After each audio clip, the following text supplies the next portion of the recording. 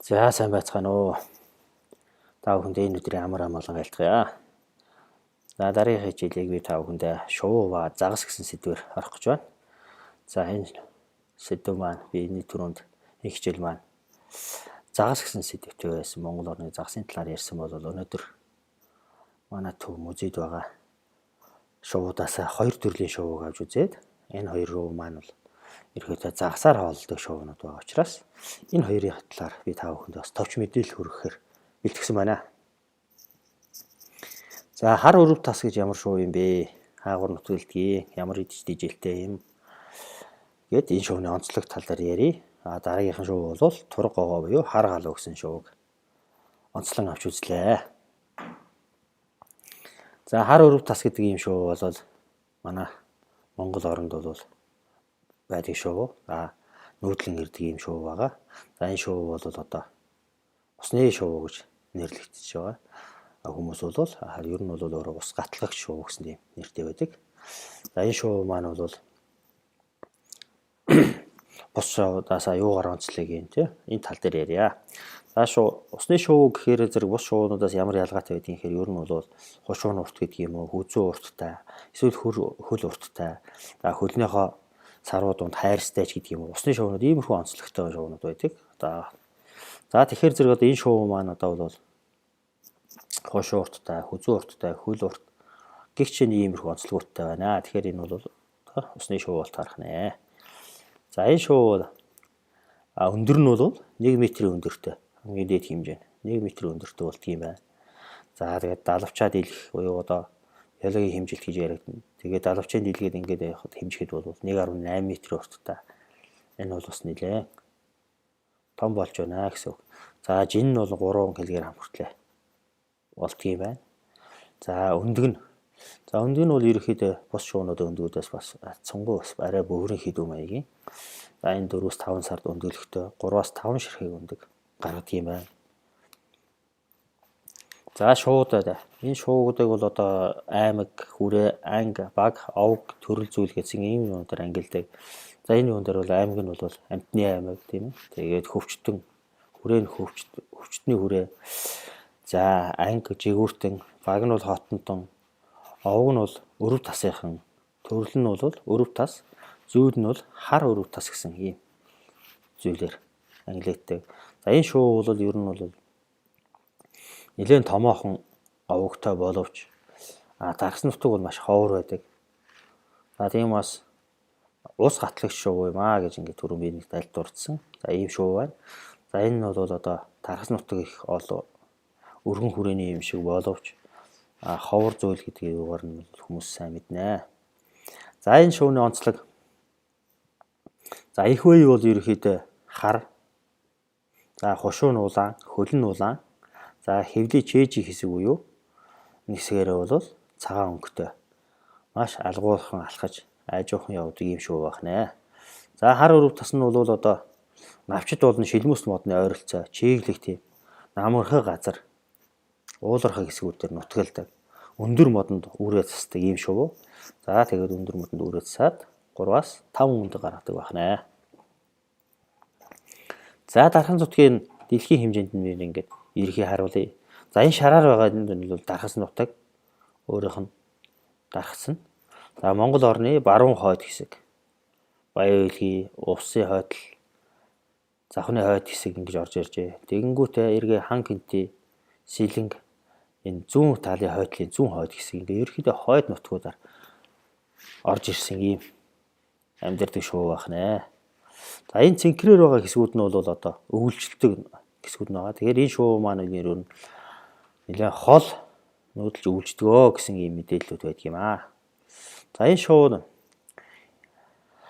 ямар идэж дижилтэй юм бэ? Ер нь бол тийм ээ.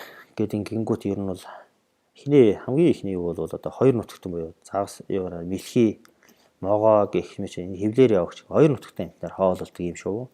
За дараагаар нь бол одоо шавж идэж штэ. Томоохон шавжуудаар хоололдог. За дараагаар нь бол энэ шувуу бол бас загсаар хоололдог. Ийм шувуу. За голчлон энэ гурваар хоололдог ийм шувуу байна. За нүүдэл байршил хоёр нь хаах нуур яаж нүүдэлтгий. Ямар хуу хэмжээнд нүүдэлж явдгийг тийм ээ. Энэ тал дээр ярив. За энэ бол одоо энэ тод улаанаар тэмдэглэсэн байгаа нь бол хил хязгаар. За энэ өрнийн шуунууд нь бол одоо энэ улбар шар өнгөөр шингээсэн. Одоо ингээд энэ дээр өвлжөөд буцаад эргээд ингээд явдаг. Энэ хоёрын хооронд нүүдэлдэг байна. За энэ цагаанаар байгаа хэсгийн хэсгүүл бол ус байгаа. За энэ усан дээгүүр далай дээгүүр ч юм уу ус гол мөрөн дээгүүр заавал хөндлөн ерөөсөө гардаг. Заавал аль болох хуурай зам буюу газрыг дагаж шууд нүүдэл хийхдээ бол явж иж гардаг байна. Тэгэхээр та бүхэн одоо энэ дээрээс харж байгаа энэ заавал нарийн хэсгээр энэ нүүдлүүд ингээ гарсан байгаа. Усаад. За энэ дорны нүүдлийнх нь зургууд байна. Гэгч шиний ингээд орж ирдэг байна. За иймэрхүү байдлаар нүүдэлдэг. Африк энтхих энэ дулаан оронд орж өвлжөөд уцаж эргэж ирдэг юм шүү да. За хар өрөвдс нь бол өдөрт нэг 200-аас 250 км нисдэг гэж үзэж байгаа. За хамгийн дээд хэмжээ нь бол ер нь 500 км нисдэг байна. За тэгэхээр одоо ер нь бол энэ дээрээс бол одоо Аранга аймаг бол 500 км тийм үү? За эндээс Аранга орох хэмжээний нэг өдөрт нисдэг байна. За дараагийн шоу бол Турга гогоо буюу хар галуу. За энэ шоу бол одоо манай Монгол орны хувьд бол сүүлийн үед бол маш их элбэг болсон. Гол мөрөн загас элбэгтэй газрууд дээр бол маш их элбэгсэн одоо баруун тал, баруун хязгаар одоо зүүн талын газрууд дээр альч гол мөрнүүдээр загас элбэгтэй газрууд дээр элбэг болсон байгаа. За энэ бол одоо Амтны аймаг, Хүрээн хөвчтөн, Жигүүртэн, анги нь бол Жигүүртэн, за баг нь Хотонтон, овг нь бол Гогоогийнхон, төрөл нь бол Гогой. За тэгээд зүүл нь бол Турга гогоо буюу хар галуу нэртэй юм шоу байна. За энэ шоу маань өндөр нь бол 70-аас 102 см өндөртэй. 1.5-аас 3.5 кг болтлоо том болдг юм байна. Жинэн татдаг юм байна. За тэгээд нөгөө далавчаа дийлэх биологийн нь бол 121-ээс 160 см урттай далавчаа дийлэх урт нь бол тийм байх нэ. За өндөгний хувьд бол за түрүүнийх бол хар өрөвдсөх бол дугуйдаг байсан бол энийх нилээ зөөвөндөө. Нэгтэл нь бол шүмбүрдүү маягийн тийм өндөг байх нь байна. За тэгээд 3-аас 4 өнд гаргадаг юм байна. За өндөгөө нэг сар орчим дараад ангахаа болно. Ангахаа болсноос хойш 40-с 45 хоногийн дотор бол бие даан амьдрах чадвартай болддог байх нэ. За энэхүү шоу нь бол бараан цустай, урт сүлтэй байдаг. За тэгээд нутаг орноос шалтгаалаад энэ шууны маань өнгө цус, өдний өнгө нь бол өөр болдог. За тэгээд бол бас үржлийн үед бол бас арай өөр өнгө цустэй, хүзүүнийх нь гэсэн өөрчлөгддөг ийм та болох нэ. За эд штижил энэ шоу бол одоо юу гэдгийг юм бэ? За түрүү би шуудыг бол штижилээр шуушуугаар нь бас ангилж ялгаж болно. Махын эдчтэй шоу бол хурц махир хушуутай байх жишээ нэ. Тэгээ эсвэл одоо хушууны ирмэгүүд нь бол маш хурц байх. Гişний ингээд шууд юм хушууны онцлогуд бол ингээд энэгээр нь идэж жилийн ангилах, ялгах бас бололцоо бас байдаг. За энэ шоу бол бүрэн загсаар хоололдог юм шүү. За манай Монгол оронд бол ихэнх гол мөрнүүдээр ажил яваад байдгаа гэдэг. Энэ нь бол одоо энэ идэж жилтэй холбоотой байх нэ. За тэнгис талаа энэ байх юм бол энэ юу болвол шоу маань бол могоо загсаар их хоололдог. Могоо загсанд их дуртай ийм шоу юм байна. За энэ үнийг нь бол одоо ашиглан гадаад орнуудад хятадууд бол ялангуяа Турга гогоог тийжээж гаршуулан барьж аваад загас бариулах, зарс агнуулах юм уламжлалт аргууд бас байдаг юм байна. Манай Монгол оронд болохоор одоо бүрэгдийг тийжээж туулаа хярс бариулдаг шиг